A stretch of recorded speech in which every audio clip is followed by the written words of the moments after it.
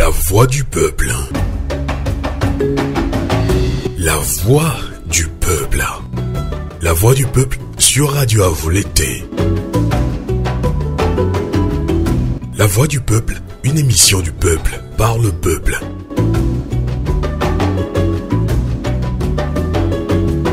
Bonjour, bonsoir à toutes et à tous, selon le lieu où vous vous trouvez dans le monde. Bienvenue sur votre émission, notre émission Heure de vérité sur Afrique 2050, ainsi que sur deux radios partenaires émettant depuis la Suisse, c'est-à-dire Radio Canal K et Radio Avoulété.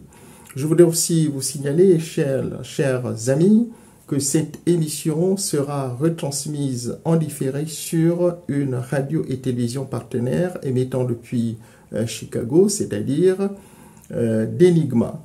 Alors, nous avons donc une émission exceptionnelle aujourd'hui, émission qui sera animée par Sylvain Amos et moi-même. Sylvain Amos en ligne depuis la Suisse. Bonjour Sylvain Amos. Bonjour, docteur Jean-Aimé Moketou. Je suis très content de co-animer cette émission spéciale sur le Gabon. Bonjour à tous nos auditrices, auditeurs, également branchés sur Radio Canal K, sur Radio Avoulété, qui veut dire le combat continue. Et chez les Maliens, c'est Keleketani au Togo, on dit Avoulété. Bien, merci Sylvain Amos. Et Sylvain Amos, est-ce que tu pourras, Sylvain Amos va nous présenter son propos introductif. Et puisque c'est du Gabon qu'il s'agit, on se rappelle que dans ce pays, tout comme au Togo, au Gabon et dans beaucoup de pays africains, la problématique des élections est un cas qui déstabilise beaucoup de pays. Élections, contestation, répression. Justement, c'est dans cette condition que les Gabonais se préparent également à aller à l'élection présidentielle prochaine. Alors on se rappelle également qu'en 2016, le QG de l'opposant, du principal opposant Jean Ping, a été attaqué par des commandos de l'armée gabonaise. Ils ont tout saccagé à leur passage. Que va-t-il se passer avec cette élection présidentielle? Docteur Jean-Aimé Moketou, nous allons plutôt donner la parole. On ne va pas poser des questions à nos invités, mais plutôt leur donner cette opportunité de faire un message de résistance, de faire un message d'éveil de conscience pour les Gabonais et également pour les Africains, surtout aux Gabonais où l'opposition a finalement trouvé une entente de s'organiser pour avoir l'opposition a choisi un candidat unique. Donc, docteur Jean-Aimé Moketou, je vous donne plutôt la parole pour présenter le tout premier invité d'ailleurs à présenter son message, et c'est une émission spéciale que nous animons aujourd'hui. On continue alors avec vous, docteur Jean-Aimé Moketou. L'émission de ce jour est importante eu égard à l'actualité liée aux pseudo-élections générales qui vont se dérouler le 26 août 2023 au Gabon, dans un contexte d'une tension extrême. Beaucoup parlent même des élections qui pourraient être porteuses de germes de déstabilisation pour ce petit pays de l'Afrique centrale, qu'on appelle donc le Gabon. La dictature, l'imposture, la régence gabonaise sont fortement contestées dans ce pays. Mais l'opposition qui se présente montre des signes de faiblesse stratégique. Si les uns ont pu désigner un candidat dit consensuel à la personne du professeur Albert Ondossa, les autres militent pour une transition politique pacifique dans ce pays, le Gabon. En effet, depuis la réouverture du multipartisme en 1990, dans ce pays, le Gabon, les Gabonaises et les Gabonais sont dans un cercle vicieux avec, en permanence, des élections truquées, tronquées, volées, et le vaincu est toujours déclaré vainqueur. Et après quelques remous dans les rues du Gabon ou de la capitale du Gabon, Libreville, les vaincus et les vainqueurs se partagent le pouvoir. 5 ou 7 ans après, on reprend la même rengaine avec les mêmes acteurs politiques qui se recycle entre-temps et beaucoup n'hésitent pas à se retourner et changer de bord politique. Un autre groupe de l'opposition part en rang dispersé. C'est dans ce contexte qu'un ténor du barreau de Libreville, maître Jean-Paul Moubembe, a déclaré sur un média en ligne dénommé gabonreview.com que la dictature, ou bien tout simplement, je cite, la candidature consensuelle ouvre un grand boulevard au pouvoir sans tricher. Quand il parle du pouvoir, il s'agit donc du pouvoir du dictateur Ali Bongo. Nous recevons, merci Sylvain Amos, aujourd'hui 4 intervenants, c'est-à-dire Monsieur Ben Moubamba qui sera en ligne depuis la France et Madame Colette Rebouka en ligne toujours depuis la France, plus précisément depuis Paris. Ensuite, nous allons aller du côté de l'Amérique du Nord, plus précisément au Canada, où nous aurons Monsieur Jean-Louis Madinga en ligne depuis Montréal et Monsieur Jacques Okoye-Edou en ligne depuis Québec. Alors, nos 4 intervenants vont s'adresser directement à leurs concitoyens sous forme de messages adressés au peuple gabonais. Nous allons aller donc, Sylvain Amos, où je pense en France, voilà, en France où nous avons en ligne Madame Colette Rebouka.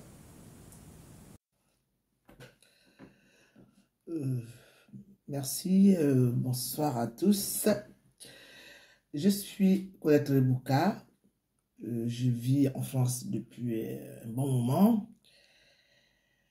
Aujourd'hui, je prends la parole, merci de m'avoir donné la parole déjà, en tant que maman gabonaise, maman africaine, grand-mère et résistante.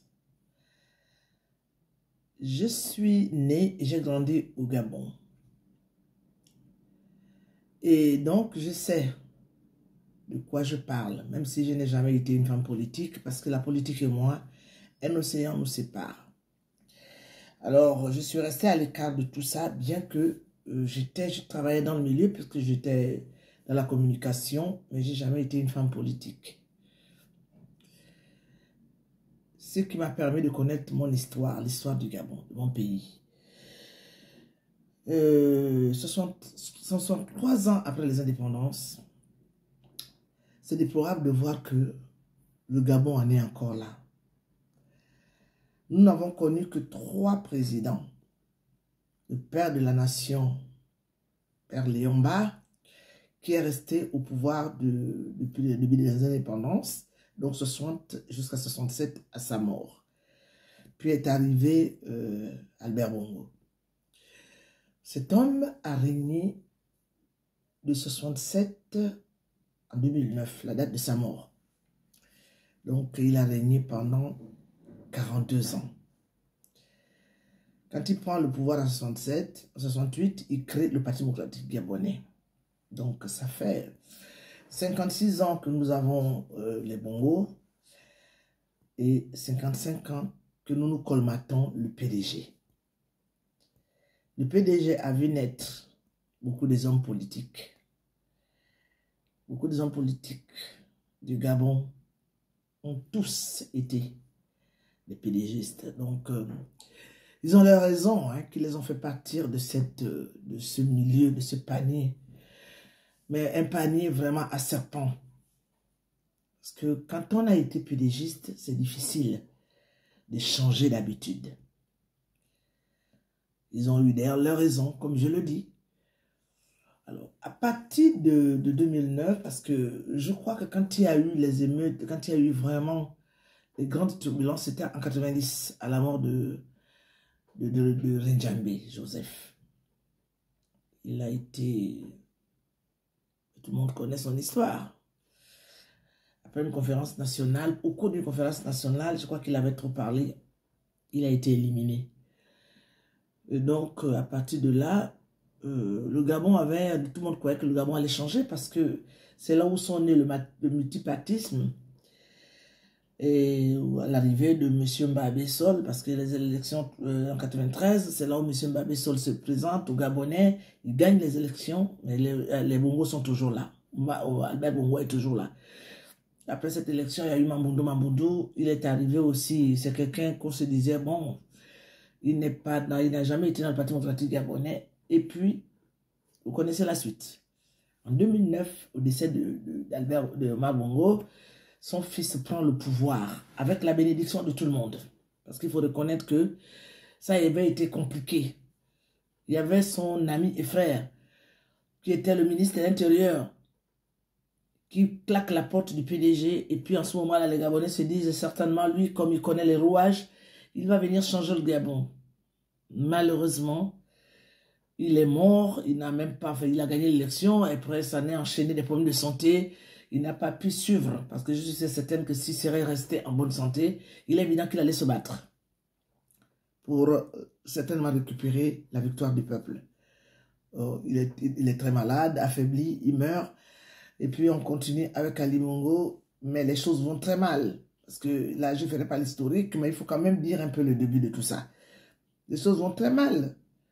Même les barons du PDG qui avaient soutenu Ali Bongo se rendent compte que là, le pays va tout droit dans la catastrophe. C'est comme ça qu'ils forment une coalition. Cette coalition est formée par les anciens PDGistes. Et ce n'était pas n'importe quel PDGiste, c'était des premiers ministres, c'était des ministres d'État, des gens qui avaient occupé des bons postes. Donc, tous se rendent compte que là, l'affaire est grave, ils se mettent ensemble. Avec l'expérience qu'on venait déjà de vivre avec monsieur Hamon, André Baobab, on s'est dit, bon, ben, on va essayer, peut-être qu'eux, ils connaissent comme, maintenant ils sont ensemble.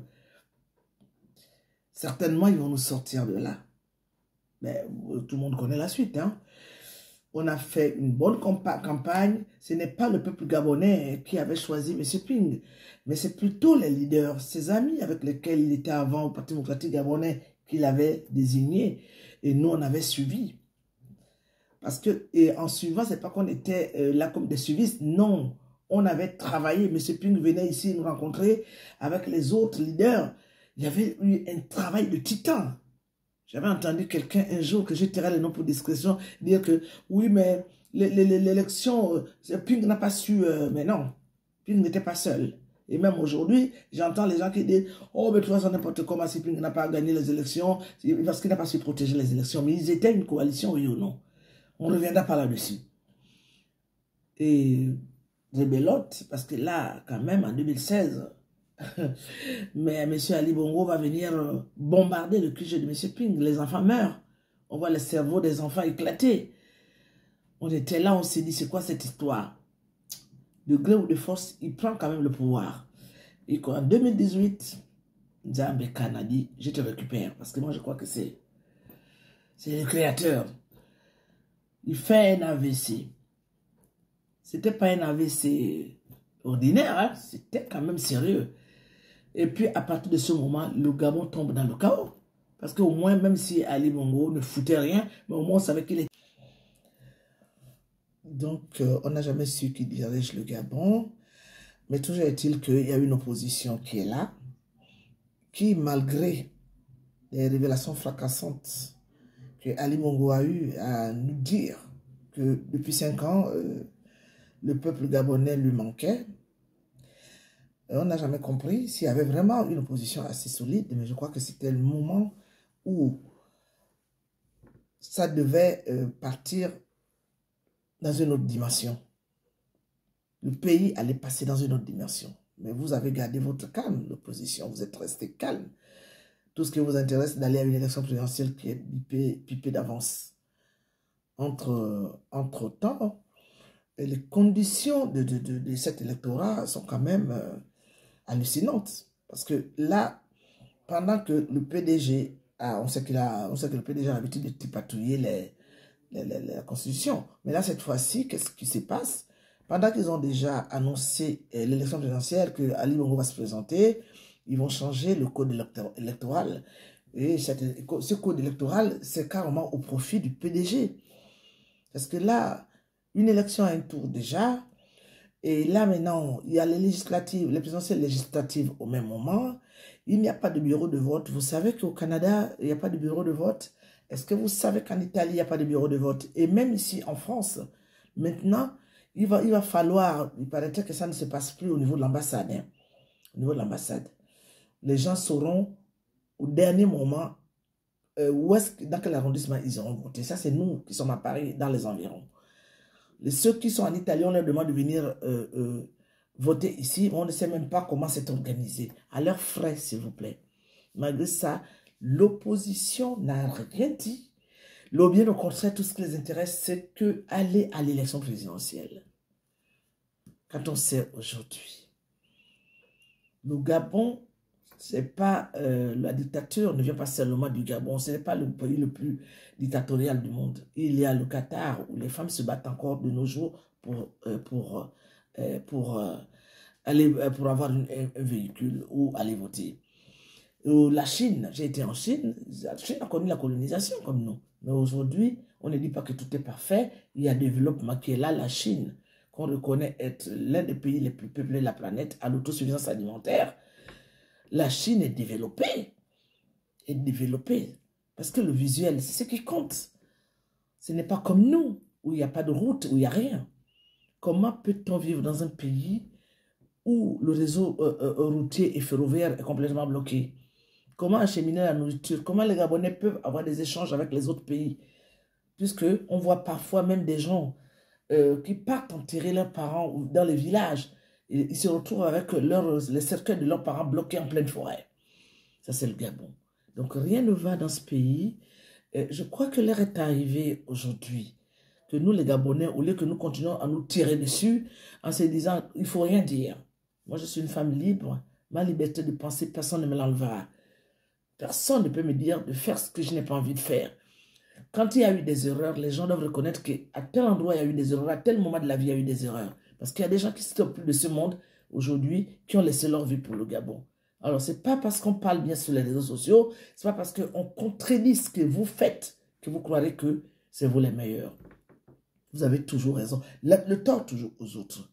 Moi, je crois que les Gabonais, nous devons arrêter ça. Parce qu'avec les 2 cannes consécutives que M. Bongo nous a amenées, où ça n'a rien apporté au Gabon, alors qu'entre temps, il n'y a pas des écoles, il n'y a rien. Nous devons comprendre qu'il y a quelque chose qui ne va pas. Le Gabon, c'est un pays immensement riche qui devait vivre à l'abri du besoin et de la peur. Les élections présidentielles pipées, ce n'est pas bon pour le peuple gabonais parce que ça va encore plonger les gens dans le chaos. La transition, c'est la meilleure solution. Il faut travailler. Parce que tout le monde a dit, mais Ping, vous insultez M. Ping. Tout le monde dit, M. Ping n'avait pas la bonne stratégie. Mais tous les autres qui étaient avec lui, le M. Zoubadama, tous ces gens-là, les M. Toutouveman, toutes les personnes qui entouraient M. Ping, vous l'avez donné, vous l'avez mis au devant de la scène, c'était pour le détruire. Vous n'avez pas de stratégie. Au moins, lui, il est resté avec nous. Le fait qu'il soit resté avec le peuple, c'est pour ça que nous, aujourd'hui, lui accordons des circonstances atténuantes. C'est pour ça que nous lui accordons même notre confiance. Parce que cet homme n'a pas lâché le peuple. Il n'a pas été un lâche. Vous avez tout dit sur lui, mais il est resté focus. Il y a eu des Gabonais qui étaient aussi dans le pouvoir, qui sont venus l'aider. Ce n'est pas les discussions que nous avons entendues, si c'est vrai ou pas. M. Ping n'a jamais voulu que les Gabonais meurent. Et cet homme est traumatisé par ce qui est arrivé dans son QG. Il ne veut plus que ça recommence. On ne peut pas le lui reprocher. Et je crois que, comme je le dis, la repentance, c'est quelque chose que nous devons accorder aux personnes qui reconnaissent leurs défauts, qui sommes nous, pour juger les autres. Mais ce sont les gens qui s'entêtent, qu'il faut condamner. Parce qu'on ne peut pas continuer à commettre les mêmes erreurs tous les 7 ans, tuer les Gabonais parce qu'il n'y a que le pouvoir. La vie des Gabonais, c'est une vie qui mérite d'être soignée. Aujourd'hui, la jeunesse gabonaise, le Gabon, c'est un pays vieux qui est aujourd'hui entouré que des jeunes. Il faut donner de l'avenir à nos enfants. Il faut travailler pour nos enfants avant d'abord de penser à nous-mêmes. Parce que nous, on a fait notre temps. On a fait notre temps. Moi, qui suis une femme qui n'a jamais été riche, je pleure la jeunesse gabonaise parce que je me dis, j'ai eu le courage de partir du Gabon, j'ai eu le temps aussi de m'occuper de mes enfants, même s'il y a eu des loupés, je ne me reproche de rien. Parce qu'on ne peut pas faire d'omelette sans casser les œufs. Mais il faut s'accrocher quand on te tend la perche, quand on te donne une chance. Il y a des enfants qui n'ont pas eu la chance d'avoir des mamans qui se sont débrouillées comme nous autres. Il faut absolument que les choses changent. Parce que le Gabon est notre pays. Je crois que là c'est bon, hein, j'ai terminé le temps, j'ai atteint le temps. À bientôt, merci à vous. Le deuxième intervenant, Monsieur Ben Moubamba, en ligne depuis la France.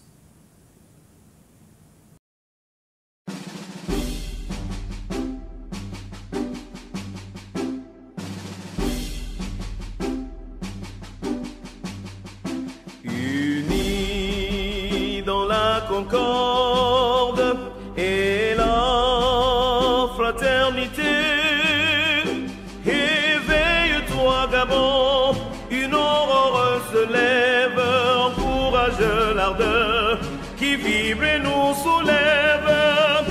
C'est enfin notre essor vers la félicité, c'est enfin notre essor vers la félicité.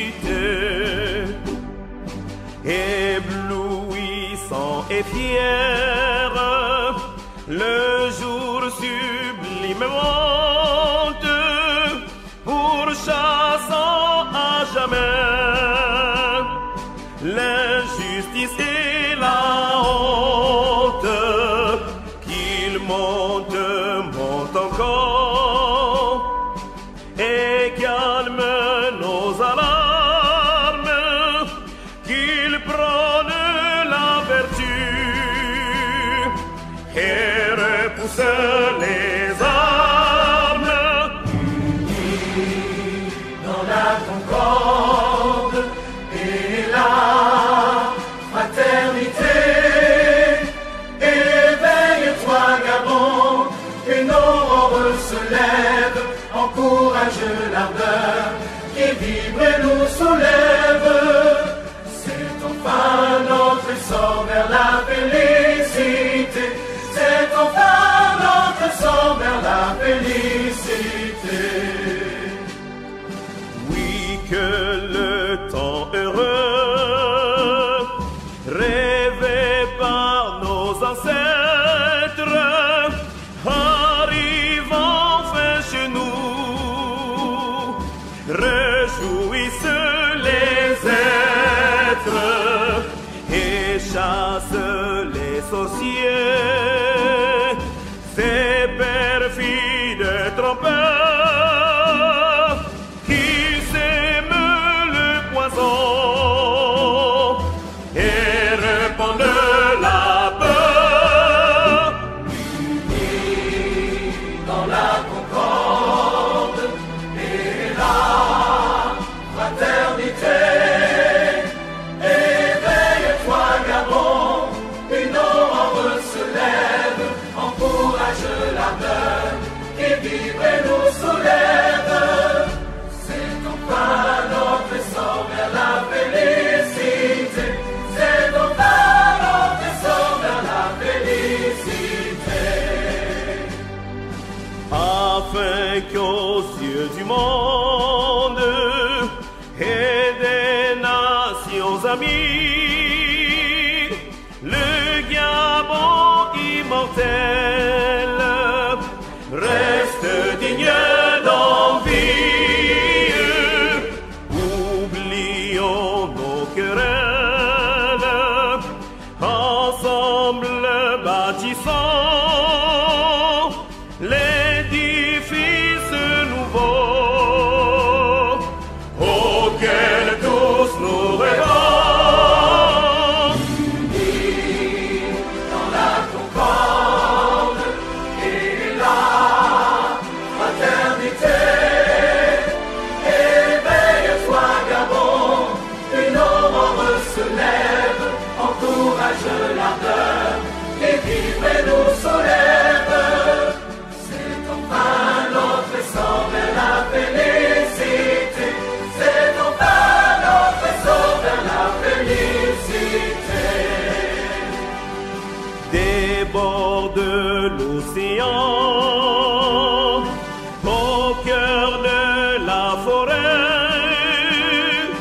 demeurons vigilants, sans faiblesse et sans haine, autour de ce drapeau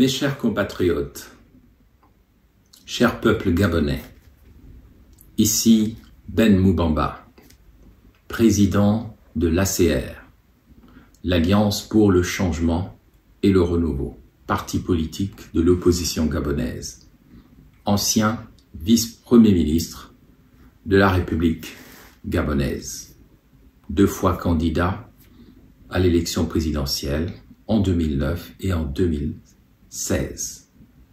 Mes chers compatriotes, je suis ici pour vous parler en ces temps décisifs pour notre pays, premièrement de la transition. Deuxièmement, je suis ici pour m'adresser à l'opposition gabonaise. Et troisièmement, je voudrais adresser un message spécial au pouvoir despotique du Gabon. Mes chers compatriotes, en introduction, je voudrais rappeler que depuis l'instauration de la démocratie, entre guillemets, dans notre pays, le Gabon, nous avons connu plusieurs élections présidentielles qui se sont soldées par des troubles, par des morts et par des drames dont les cicatrices ne sont toujours pas guéries aujourd'hui. En effet, en 1993, c'est-à-dire 3 ans après la conférence nationale de 1990, les premières élections présidentielles furent organisées. Eh bien, qu'est-ce qui s'est passé? Paul Mba Abessol a gagné ces élections avec le soutien du Nord, du Sud, de l'Est et de l'Ouest. Que s'est-il passé? Le deuxième président du Gabon a fait appel aux troupes militaires françaises comme en 1964 et les aspirations fondamentales du peuple gabonais ont été noyées dans le sang à cette période et le président Omar Bongo Ondimba a continué donc à présider la République gabonaise malgré sa défaite dans les urnes. En 1998, l'opposant historique Pierre Mamboundou, rentré de France, à la tête de la coalition appelée à l'époque HCR, a remporté cette élection de 1998. Il y a eu des opérations de maintien de l'ordre de la part du pouvoir, des assassinats, des morts, et encore une fois, le président Omar Bongo Ondimba a continué de diriger le Gabon, malgré cette élection présidentielle. En 1998, il s'est passé donc ce qui s'est passé, ainsi que je viens de vous le rappeler. On a rebelloté en 2005 avec une nouvelle campagne présidentielle. Cette campagne a vu Pierre Mamboundou, encore une fois, remporter l'élection face à un Omar Bongo Ondimba affaibli par la maladie, ce qui nous a emmené encore une fois à des troubles, à des morts, à de la répression du pouvoir. À la mort d'Omar Bongo Ondimba en 2009,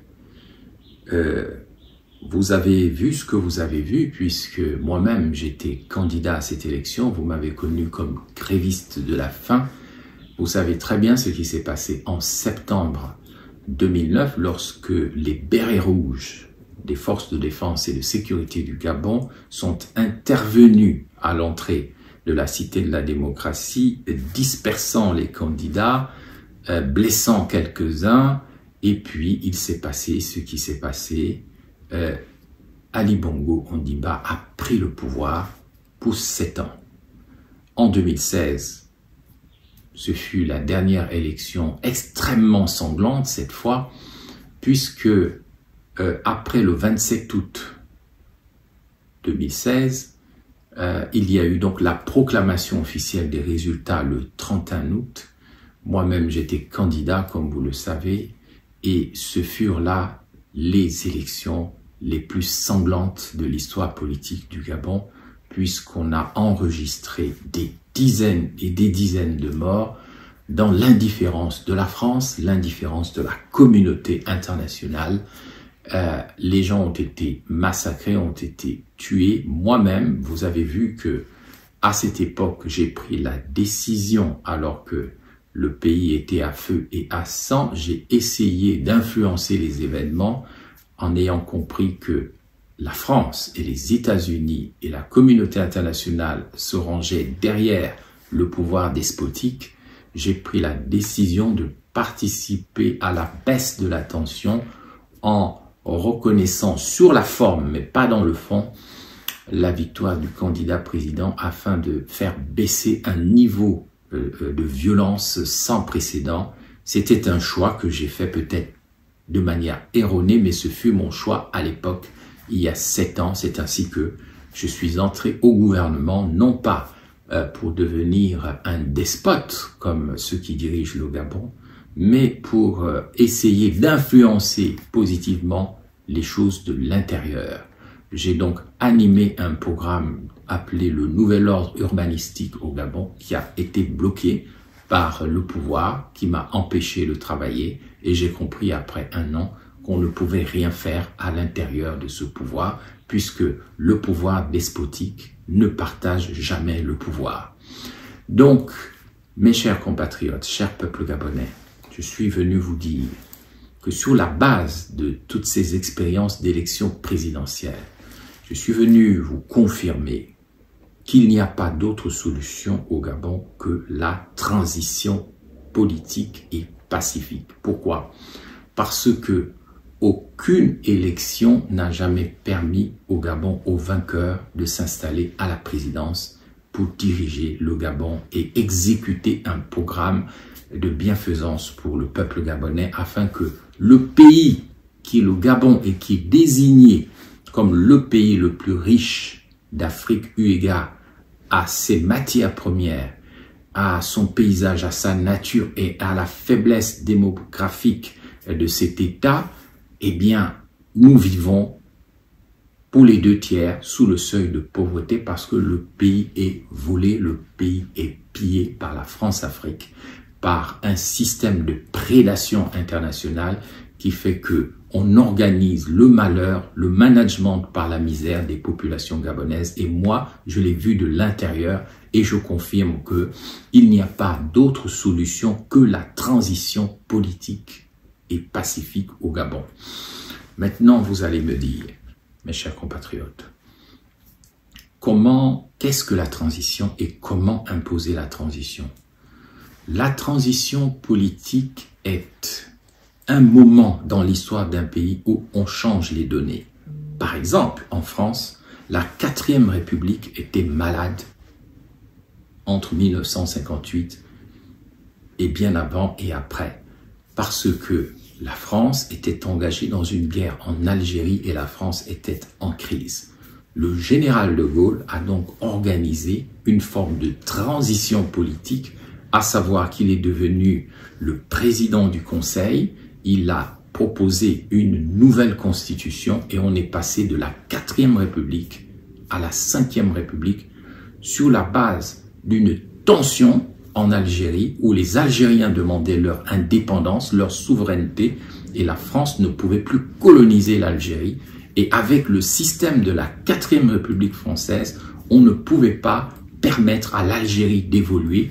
Le général de Gaulle est allé en Algérie, il a dit aux Algériens et aux Français d'Algérie, « Je vous ai compris ». C'était un langage à double sens, mais il a compris que la France ne pouvait plus continuer la domination de l'Algérie et il fallait trouver une solution pour les Français de l'Algérie. Il y a eu donc des morts, des milliers de morts sur cette histoire qui était l'histoire de l'Algérie française ou l'Algérie souveraine.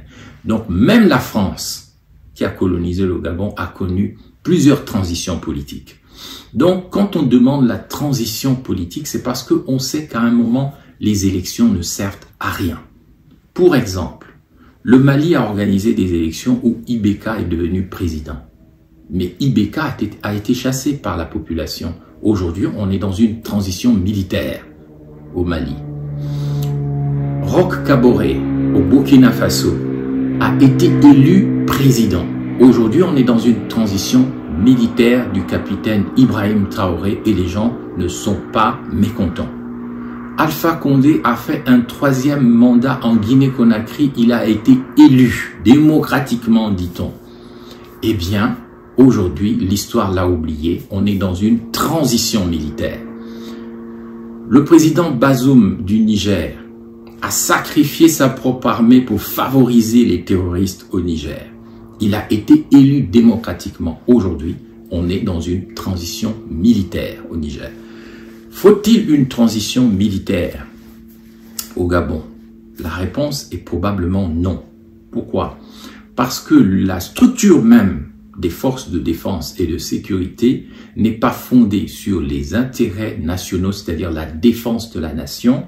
La structure des forces de défense et de sécurité du Gabon est fondée sur les défenseurs, et les défenseurs de la sécurité du pays le font non pas au service de la Constitution, au service de la nation, mais en mettant d'abord en avant le culte de la personnalité du président.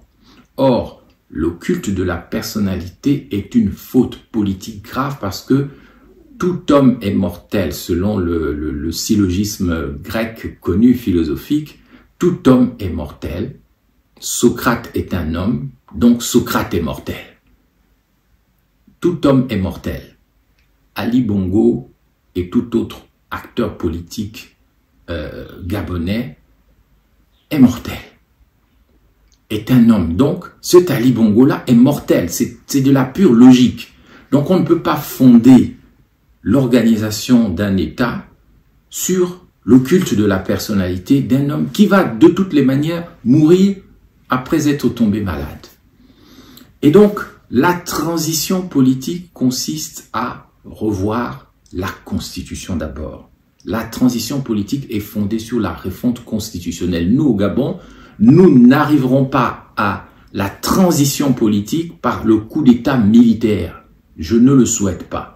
Nous y arriverons comme au Burkina Faso par la prise de conscience du peuple, par le réveil de toutes les forces vives de la nation qui se mettent ensemble et qui exigent la fin de la République bongoïste, la fin de la République despotique.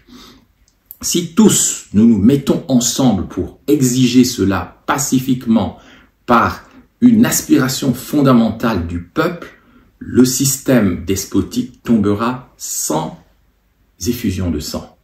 Et c'est ici que je dis très clairement que j'ai choisi la transition avec d'autres forces vives de la nation en 2023, contrairement en 2009 et 2016. J'ai choisi de servir la transition avec les sages de la nation, avec des intellectuels, avec des entités politiques, avec des entités religieuses, avec des forces de la société civile. Nous pensons que si par exemple le professeur Albert Ondo Ossa, qui a été choisi comme candidat consensuel de la plateforme Alternance 2023, et ses alliés décident de basculer dans la transition, d'emmener le peuple à se rassembler massivement avec tous les acteurs de la transition pour dire « nous ne voulons pas aller aux élections », eh bien il n'y aura plus d'élections et le système despotique tombera. Ainsi, nous allons nous rassembler entre toutes les forces vives de la nation pour mettre en place un Conseil national de la transition, organiser une assemblée constituante, peut-être une conférence nationale souveraine comme en 1990, pour désigner les institutions provisoires du Gabon, parce que si on aime ce pays qu'est le Gabon, on ne peut pas le livrer entre les mains de n'importe qui. Nous devons donc rassembler toutes les forces vives de la nation, désigner pacifiquement un Conseil national de la transition, désigner un président de la transition qui peut être Jean Ping ou quelqu'un d'autre si Jean Ping n'accepte pas. Pourquoi Jean Ping? Parce qu'il a gagné en 2016 et qu'il n'a pas pu diriger, c'est le mieux placé pour le moment. Il faut aussi un premier ministre de la transition, il faut un collège des sages de la nation qui deviendrait probablement un collège des sages de la Constitution pour revoir ce texte qui fait en sorte que pour le moment, ce texte est en faveur du culte de la personnalité. Ce texte est en faveur de la domination d'une clique, d'un petit groupe sur tout un pays. Ce texte ne favorise pas les évolutions fondamentales. Donc le texte cadre qui doit être pensé au niveau de la transition par un Conseil national de la transition, par un collège des sages de la nation et de la Constitution, ce texte cadre doit être revu dans le contexte d'une assemblée constituante, dans le contexte d'une conférence nationale souveraine. À partir du moment où nous aurons une véritable constitution qui est l'âme de notre pays, nous pourrons aller aux élections présidentielles, aux élections législatives, aux élections locales et faire redémarrer notre pays. Pourquoi? Et c'est ici que je veux m'adresser au pouvoir gabonais. L'AVC d'Ali Bongo, en octobre 2018, a mis en danger non seulement sa propre santé, mais aussi la sécurité du Gabon. Le Gabon est grignoté à ses frontières. Le Gabon est envahi par toutes les forces négatives qui veulent s'emparer de notre pays et le dévorer pour leur propre enrichissement, pour leur propre bien-être. Il n'y a plus de père de la nation, il n'y a plus de protecteur, parce que dans le culte de la personnalité, lorsque celui qui dirige s'affaiblit, c'est tout le pays qui dirige, selon l'expression du philosophe Kantorowicz, qui a écrit ce livre fondamental qui s'appelle « Les deux corps du roi ». C'est-à-dire que le corps du président représente le corps de l'État. Quand le corps du président, dans le culte de la personnalité, est affaibli, le corps de l'État s'affaiblit. Donc aujourd'hui, la situation de celui qu'on appelle le chef de l'exécutif avec l'affaiblissement de son corps, c'est tout l'État gabonais qui est en train de s'effondrer. Parce qu'il n'y a pas de constitution suffisamment solide pour pallier aux défaillances du corps du président. Mes chers compatriotes, chers peuples gabonais, si vous allez aux élections, vous allez valider, comme a dit Maître Moubembe, un des plus grands avocats gabonais, il a dit le choix d'Albert Ondo Ossa comme candidat consensuel ouvre un boulevard à la réélection d'Ali Bongo sans tricher. Parce que si vous voyez le corps électoral du Gabon de près de 900 000, qui a grossi jusqu'à 900 000, 1 million d'électeurs, d'où sortent-ils? Eh bien, vous verrez, mes chers compatriotes, que avec l'affaiblissement du corps du chef de l'État, vous verrez qu'on a supprimé des bureaux de vote à Abidjan, où il y a des Gabonais. Mais on a laissé ouvert le bureau de vote, par exemple, au Liban. Qu'est-ce qui va se passer? Eh bien, vous aurez 10 000, 5 000 Libanais qui ont la double nationalité ou qui ont acquis la nationalité il y a 1 mois ou 2 mois. Vous verrez que 10 000 Libanais vont voter à Beyrouth en faveur d'Ali Bongo. Tandis qu'aucun Gabonais ne pourra voter à Abidjan. Donc, je pose la question à Albert Ondo Ossa. Vous pensez que vous allez prendre le pouvoir par l'élection alors que vous étiez en 2016 pour la transition, pour la destitution d'Ali Bongo, pour la transition et pour les élections? Vous êtes favorable à la transition, nous le savons. Mais comment pouvez-vous dire, avec tout le respect qu'on vous doit, vous êtes un homme éminent, très intelligent, comment allez-vous empêcher que le bureau de vote du Liban, alors qu'on a supprimé le bureau de vote au Canada, à Ottawa, on a supprimé le bureau de vote d'Abidjan, il y a un certain nombre de pays où les gens ne pourront pas voter, mais il y a d'autres pays où on va gonfler le collège électoral pour faire passer sans tricher l'actuel chef de l'exécutif, quel qu'il soit. Comment allez-vous faire, malgré le fait que vous soyez un indépendant, pour empêcher le centre gabonais des élections de proclamer la victoire du chef de l'exécutif actuel après le 26? Comment allez-vous faire lorsque la panthère sortira les griffes après le 26 août, c'est-à-dire lorsque la garde républicaine, la secte militaire de la GR, aura sorti les armes dans des opérations soi-disant de maintien de l'ordre? Avez-vous une armée? Avez-vous du soutien par-ci, par-là pour venir imposer par la force les choses que vous voulez? Vous gagnerez, on vous le souhaite, l'élection, mais vous ne serez pas proclamé président de la République par la Cour constitutionnelle. Vous le savez très bien, quelles que soient les alliances que vous avez tissées ici et là. Tout cela vous emmènera à négocier avec le pouvoir despotique quand il se sera imposé par la force. Et c'est ici que j'insiste sur le fait que il n'y a pas d'autre solution que la transition. Cette transition nous permet en fait d'imposer les aspirations fondamentales du peuple gabonais à ce pouvoir et à la France-Afrique, qui n'a que faire des aspirations fondamentales du peuple gabonais.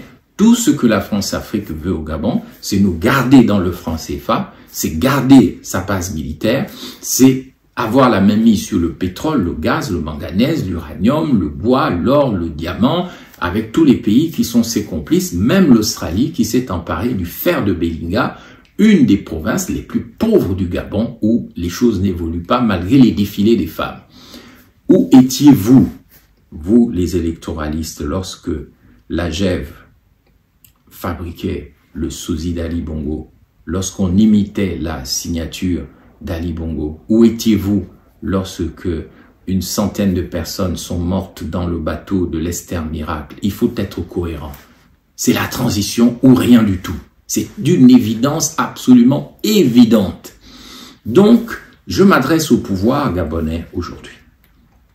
Trouvez-vous normal d'encourager, au nom du culte de la personnalité, un homme qui n'a plus de capacité cognitive, dont on voit qu'il a du mal à marcher, qu'il a du mal à parler, qu'il ne va même pas s'exprimer dans les émissions. Il ne fait même pas de débat avec ses contradicteurs à la télévision. Vous le sortez, vous l'exhibez, alors que vous voyez bien qu'il viole l'article 12 de la Constitution qui exige, quand on prête serment en tant que président, qu'on puisse servir son pays de toutes ses forces, les forces que l'actuel chef de l'exécutif visiblement n'a plus.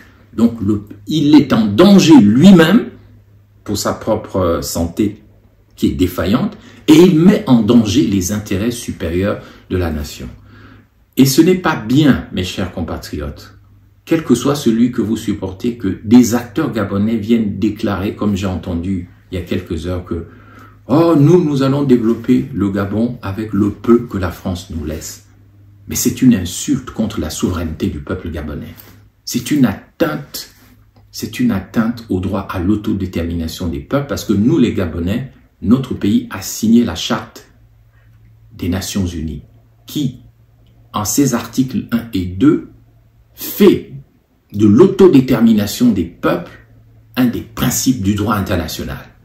Et venir dire que c'est normal que la France nous domine, alors ça ne sert à rien d'aller signer des chartes des Nations Unies sur le droit à l'autodétermination des peuples. Je dis à la famille d'Ali Bongo, vous n'êtes pas sérieux, pardonnez-moi de cette expression. Vous ne pouvez pas, parce que vous voulez garder le pouvoir, maintenir le pouvoir dans votre région, dans vos familles, garder le système Delta Synergie qui pompe toutes les richesses du pays en complicité avec la France-Afrique, qui ne laisse rien aux Gabonais. La BGFI, c'est vous, tout c'est vous, le marché, c'est vous, tous les systèmes financiers, toutes les affaires, c'est vous. Vous gardez tout pour vous et vous laissez le peuple dans la misère. Olam, c'est vous. Vous ne pouvez pas sacrifier votre parent Ali Bongo qui est malade. Vous ne pouvez pas le sacrifier pour maintenir vos intérêts. Alors je vous pose la question. N'y a-t-il pas un moyen, parce que tout Gabonais est Gabonais. Nous ne sommes pas contre vous. Nous ne sommes pas contre le PDG. Moi, je ne suis pas pour la mort des gens, des Bongo, du PDG. Et je ne suis pas là pour tuer, pour massacrer, pour faire de la vengeance ou la rancune. Je ne suis même pas contre les Français. J'ai tout reçu de la France en termes d'éducation. Tous mes diplômes sont en France. Et ma famille est française. Alors nous ne sommes contre personne, mais nous réclamons le droit pour les Gabonais de vivre une vie normale sur une terre enfin normalisée. Nous n'avons pas à négocier avec la France qu'on ait le droit, en tant qu'indigènes, de développer notre pays avec le peu que la France nous laisse. Mais ça, c'est un comportement d'indigènes et d'esclaves que nous ne voulons plus. Voilà pourquoi nous souhaitons la transition au Gabon.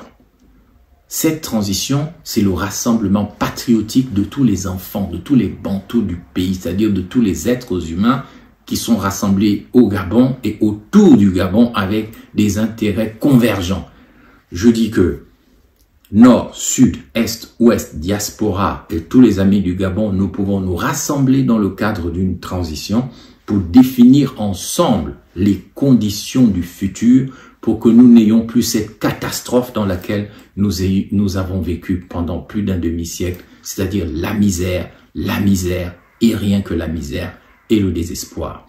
J'appelle donc les parents d'Ali Bongo, notamment la province du Haut-Ogooué, sa mère officielle, Joséphine Nkama Patience Dabani, ne sacrifiez pas votre enfant juste pour maintenir vos intérêts, ce n'est pas sérieux.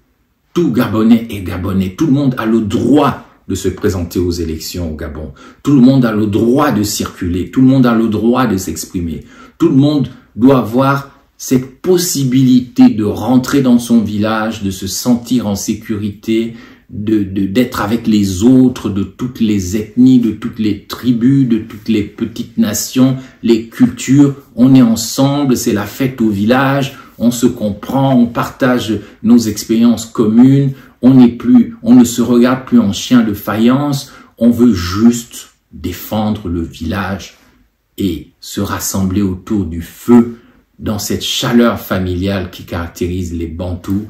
Et nous nous rassemblons et nous réglons les affaires du village, nous réglons les affaires de la maison commune et nous ne livrons pas notre pays aux prédateurs. Donc, arrêtez s'il vous plaît, Madame Sylvia Bongo, Monsieur Noureddine, Madame Joséphine Patience Dabani, nos frères et sœurs du Haut-Ogooué, arrêtez de pousser la candidature d'Ali Bongo. Il n'est plus capable, ce chef de l'exécutif n'est plus capable, ni cognitivement, ni psychiquement, ni au niveau de sa motricité, il n'est plus capable de diriger. Ça, c'est pour le pouvoir. Et je termine maintenant avec l'opposition. L'opposition gabonaise a brillé souvent par des comportements un peu utopiques. On a toujours fait croire qu'on pouvait démanteler le système Bongo comme ça, comme un jeu, à travers la personnalité charismatique d'un acteur. Eh bien, c'est faux. Ce n'est pas possible. Qui me l'a dit lorsque j'étais au gouvernement? René Ndemezo, l'actuel numéro 2, numéro 3 du gouvernement despotique et ancien soutien de Jean Ping, qui est passé de l'opposition au pouvoir chaque fois. Dans une confidence, dans mon bureau, il m'a dit une fois, vous savez, monsieur Mbamba, un tel système ne se déracine pas comme ça sur un claquement de doigts. C'est un grand travail. C'est très difficile. Alors les Gabonais, que ce soit en 1993, en 1998, 2005, 2009, 2016, ont cru que le seul charisme d'une personne peut emmener à la libération du pays.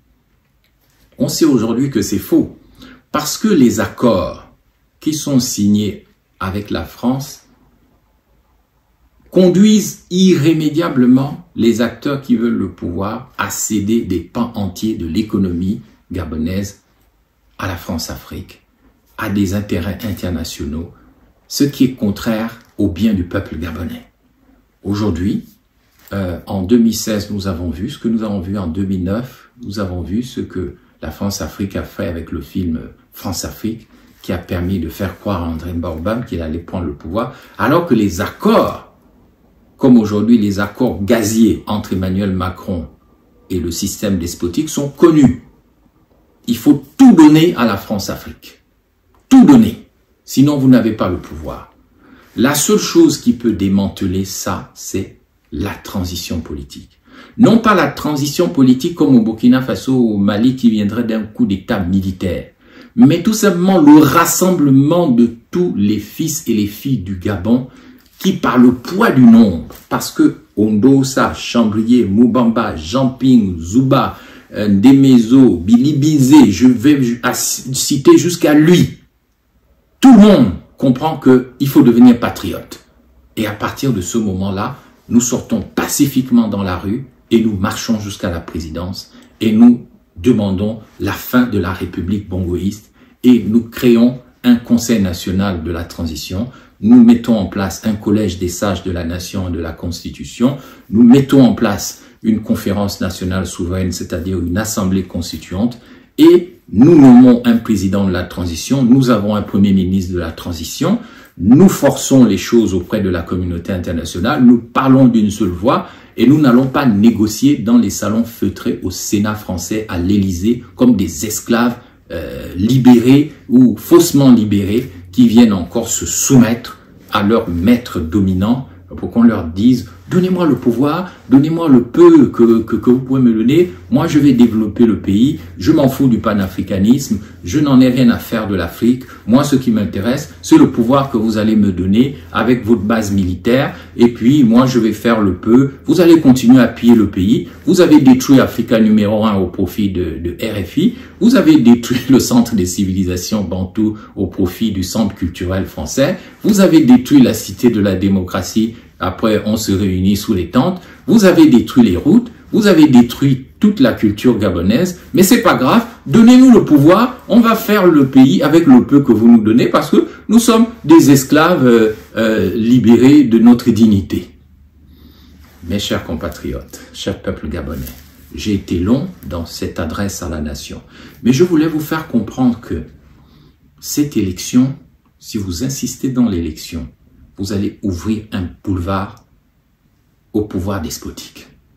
Ils vont s'installer par la force, encore une fois. Vous avez déjà entendu tout ce qui circule, les audios. Vous ne savez pas ce qui se prépare au niveau militaire. Vous ne savez pas ce qui va se passer. Quels que soient les accords qu'on vous a donnés, chers peuples de l'opposition, chers opposants, moi je connais très bien la France. J'ai été sarkozyste. J'ai aidé beaucoup de Gabonais, notamment la veuve Renjambé, qui a fait ça. Mais ce sont mes amis du gouvernement Sarkozy qui ont aidé Clotilde Renjambé à sortir du pays avec l'aide de mon beau-père. Je n'irai pas plus loin sur cette question. Mais je peux vous dire que les Français n'ont pas d'amis. La France-Afrique n'a pas d'amis. La France-Afrique n'a que des intérêts. Donc, si nous ne nous regroupons pas pour défendre les intérêts patriotiques du Gabon, pour obliger la France-Afrique à nous respecter, à négocier de nouveaux accords de coopération, à signer de nouveaux traités plus respectueux de nous, si nous pensons que c'est en allant faire la kermesse électorale le 26 que nous allons changer les choses, eh bien, rendez-vous le 27, le 28 et le 29 août 2023. On va voir où ça va nous emmener. Ça ne nous amènera nulle part, comme Nietzsche a dit, le philosophe Nietzsche. Ce sont des chemins qui ne mènent nulle part. Le seul chemin aujourd'hui, c'est la transition. Et la transition passe par le rassemblement de toutes les forces vives de la nation.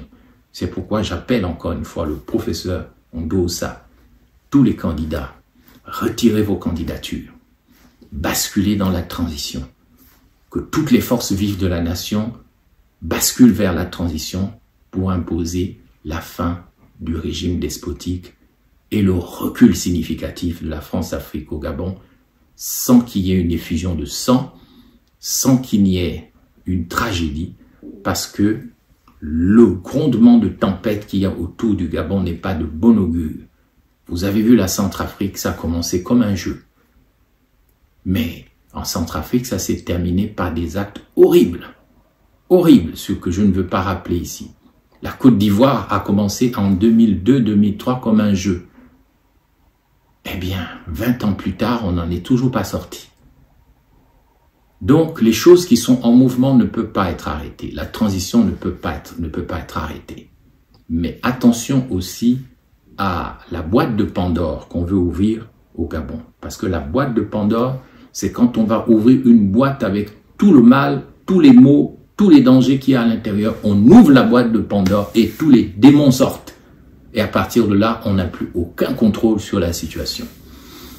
La transition politique et pacifique, c'est ce qu'il faut pour le peuple gabonais. Je demande au peuple du Gabon, même si on nous accuse souvent d'être un peuple envoûté, capable de suivre tout et n'importe quoi parce qu'on est sous l'effet de la transe, on est sous l'effet de l'excitation, parce qu'on veut le changement, mais on ne réfléchit pas. Je vous assure, et ce sera mon dernier mot, c'est la transition ou rien. Voilà pourquoi tous les acteurs qui choisiront la transition politique et pacifique sauveront le Gabon. Tout autre scénario, les deals secrets avec la France-Afrique, la guerre civile, ce sont là des chemins qui ne mènent nulle part. J'appelle avant le 26 le professeur Ondosa, pour qui j'ai un immense respect, et tous ceux qui le suivent, et toute la population, à se rassembler pour exiger la transition. Les élections ne produiront rien de bon, rien de mieux qu'en 93, en 98, 2005, 2009, 2016. Je vous remercie pour votre attention et j'espère que nous nous retrouverons dans une transition qui fera date dans l'histoire de l'Afrique. Merci beaucoup. Que Dieu bénisse le Gabon, que l'être providentiel nous bénisse, que l'âme du monde et l'âme de nos ancêtres soient avec nous pour que le Gabonais, demain, puisse vivre une vie normale sur une terre enfin normalisée. Radio à vous l'été. La voix de la résistance africaine. Voilà, nous venons de suivre M. Ben Moubamba. Nous allons aller du côté du Canada où nous avons M. Jean-Louis Mbadinga pour son message au peuple gabonais. Mes chers compatriotes, je suis Jean-Louis Mbadinga. Je suis le coordonnateur général du Conseil gabonais de la résistance au Canada, CGR Canada. À la veille d'une pseudo-élection présidentielle, législative et locale qui va se tenir ce 26 août 2023, je voudrais vous entretenir sur l'avenir du Gabon, sur notre avenir. Le feu président Thomas Sankara du Burkina Faso disait « L'esclave qui n'est pas capable d'assumer sa révolte ne mérite pas que l'on s'apitoie sur son sort. » Cet esclave, disait-il, répondra seul de son malheur s'il se fait des illusions sur la condescendance suspecte des maîtres qui prétendent l'affranchir. Seule la lutte libère. Mes chers compatriotes, depuis notre lutte des années 1990, qui a imposé la mise en place d'un système multipartiste au Gabon, le système Bongo PDG organise des élections pour nous faire croire que par notre vote, nous pouvons nous libérer. Or, depuis les années 90, il y a eu plusieurs élections présidentielles organisées au Gabon. Rappelez-vous. En 1993, en 1998, en 2005, où Omar Bongo se faisait réélire par le vol, et ce, malgré la victoire de l'opposition. Puis vint sa mort en 2009. En 2009, son fils, Ali Bongo, se fait élire pour une première fois, en volant une fois de plus la victoire à l'opposition. En 2016, récemment, dans 7 ans, Ali Bongo se fait réélire malgré une large victoire du président Jean-Pierre. Pourtant, le peuple souverain du Gabon avait décidé de tourner la page de la dynastie Bongo PDG. Malgré cette volonté du peuple gabonais, Ali Bongo ne s'est pas contenté à truquer les élections. Il est allé plus loin. Il a utilisé les armes lourdes pour tuer nos frères et sœurs au QG du président Jean-Pierre.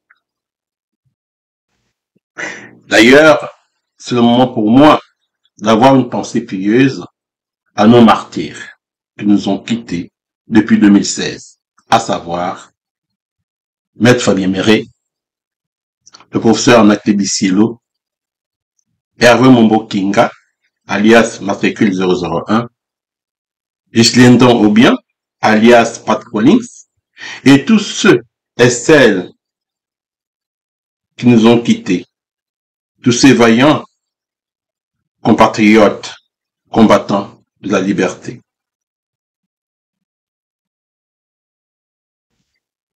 Chers compatriotes, chères sœurs, comme je viens de le démontrer, depuis 55 ans, le Gabon est entre les mains de la dynastie Bongo. Cette famille nous fait vivre comme des esclaves. En effet, le peuple gabonais vit dans la misère et la peur, pendant que la dynastie Bongo vit dans l'opulence la plus abjecte, avec une richesse démesurée et un pouvoir autoritaire.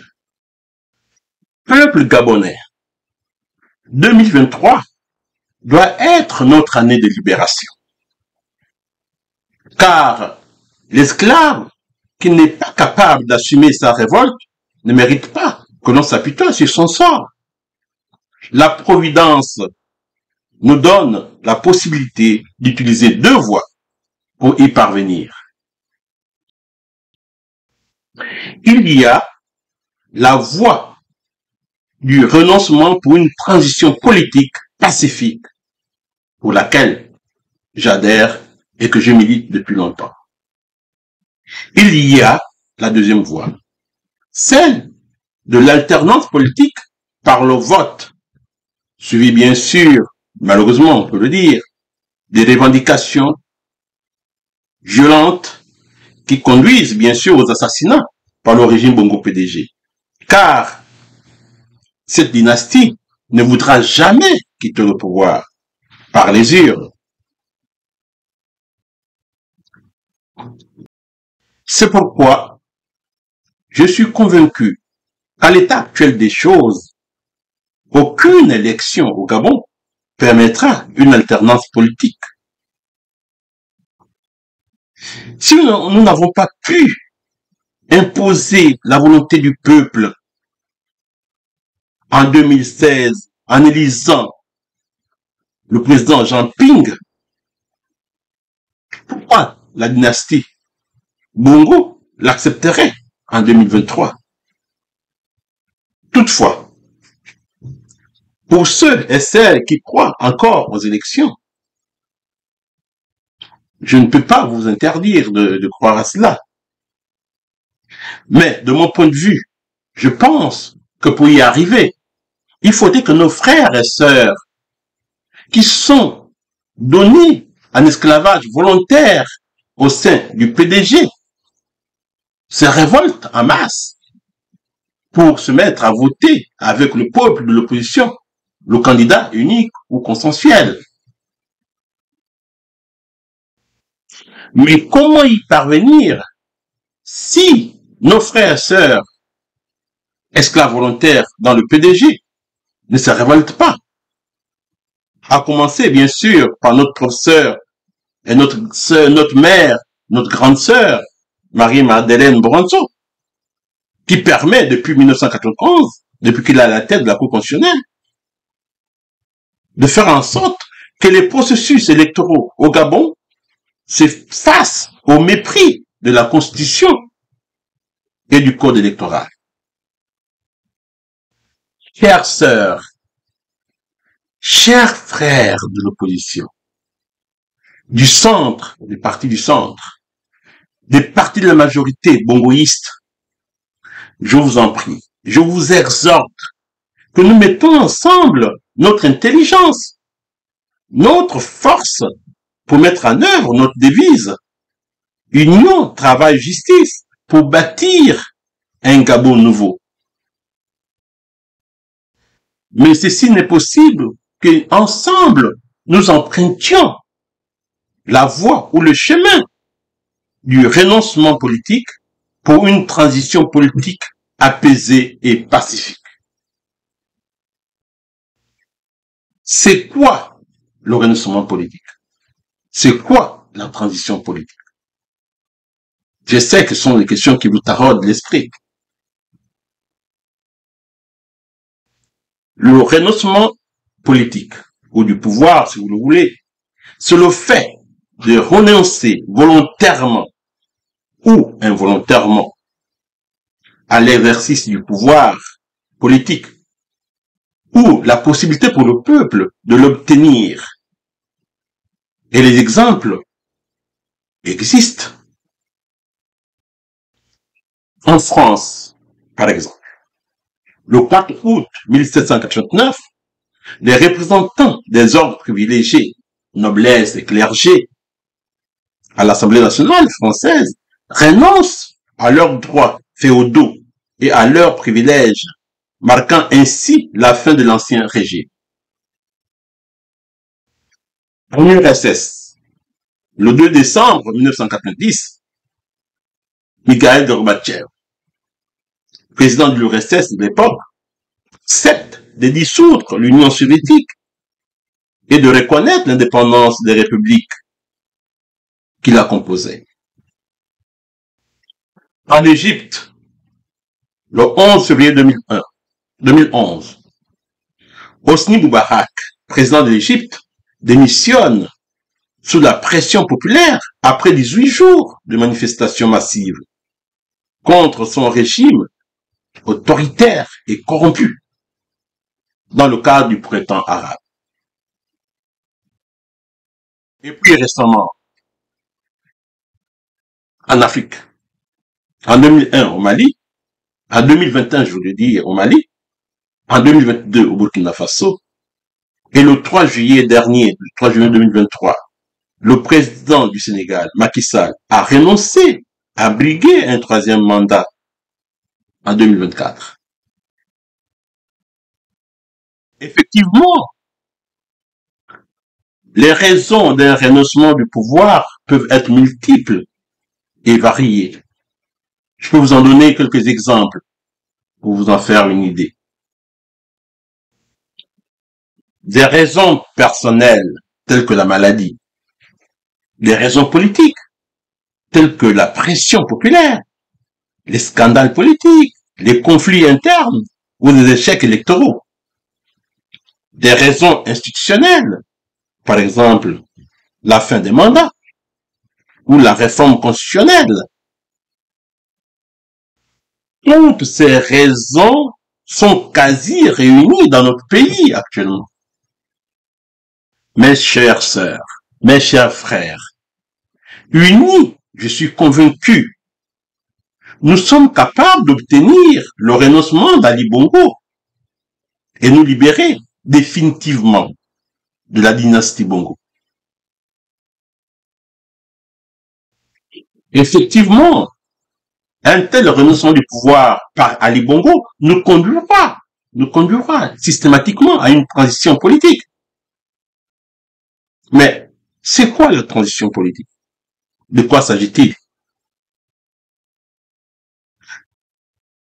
Pour moi, la transition politique, c'est le passage effectivement progressif d'un régime non démocratique comme celui qu'on vit actuellement au Gabon vers une véritable vie démocratique, pas seulement multipartite, mais une véritable vie démocratique.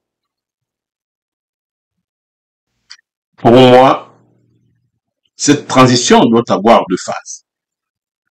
La première phase, c'est la phase de la transition politique elle-même, qui désigne le passage d'un régime à un autre. Donc d'un régime totalitaire, comme celle qu'on vit au Gabon, et vers un régime démocratique.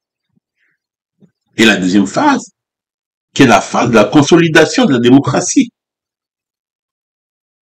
durant laquelle le défi majeur consiste à assurer une évolution relativement stable du processus démocratique engagé dans la transition.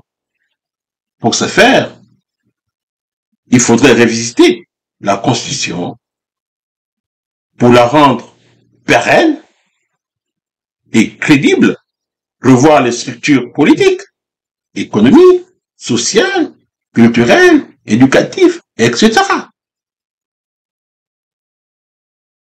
Mes chers compatriotes, acceptons le chemin de la modernité.